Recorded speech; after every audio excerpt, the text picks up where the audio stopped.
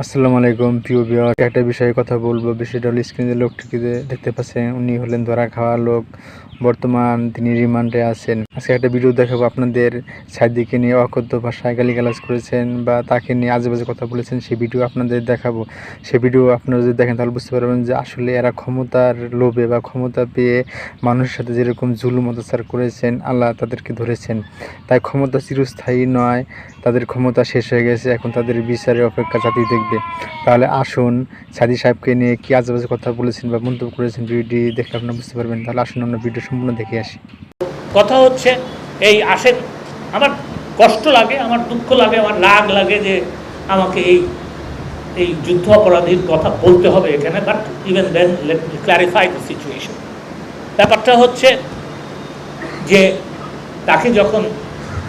তার যখন মৃত্যু ঘটে, স্বাভাবিক মৃত্যু ঘটে, তখন তার পরিবার থেকে বলা হয় যে তারা পোস্টমর্টেম চান না,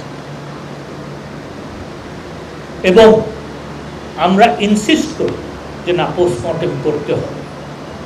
তার কারণ এটা জেলখানায় যখন মারা গেছে, তা এই পরে তারা অন্য অপপ্রচার করতে পারে।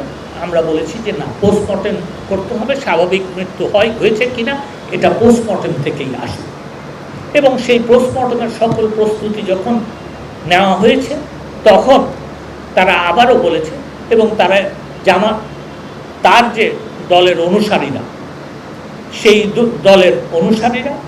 সেই দলের নেতৃবৃন্দ এবং এই যুদ্ধ অপরাধী পরিবারের সদস্যরা, তার ছেলে এখানে আছে, তারা সকলে বলেছে আমরা লিখিত দিব যে এটা স্বাভাবিক মৃত্যু হয়েছে এবং আমরা কোনো মামলা করব না। এবং সেই কারণেই তাকে পোস্টমর্টেম, সেই লিখিতটা পাওয়ার পরেই তাকে পোস্টমর্টেম না করে তাকে ছেড়ে দেওয়া হয়েছে। তার কারণ আইনে সেটাও আছে। আজকে যদি এই মিথ্যাচার করা হয়, তাহলে পরে এটা হবে, আমি আবারও বলি, সম্পূর্ণ মিথ্যাচার, যেটা তাদের জন্য স্বাভাবিক, আমাদের জন্য অন্যায়। আমরা আমাদের পক্ষ থেকে বলবো যে এটা সম্পূর্ণ অন্যায়। তার কারণ হচ্ছে তারা অঙ্গীকার দেওয়াতেই তার কিন্তু পোস্টমর্টেম ছাড়া তাকে বলা হয়েছে, এবং তারা স্বীকার করেছে যে এটা স্বাভাবিক।